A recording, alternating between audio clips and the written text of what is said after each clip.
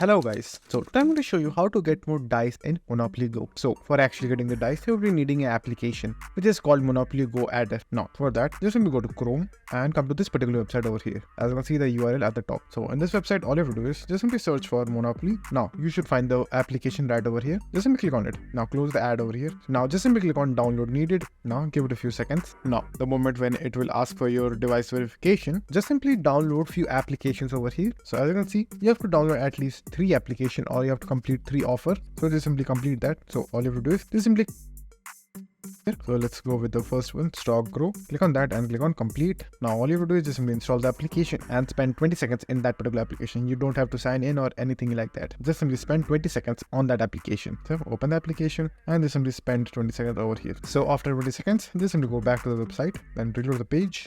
Now just like that, when you will complete 3 offers, the application will be downloaded on your device. So all you have to do is just simply go to the other application that was downloaded and open that application, and from there you can directly add dice to your main account. So all you have to do is simply link your main account or just be log in with your main account on this particular application that was just downloaded and add as many dice as you want, and the dice that you added on this account will be reflected on your main account as well. So that's it, and thank you for watching, and do not subscribe to our channel and take care.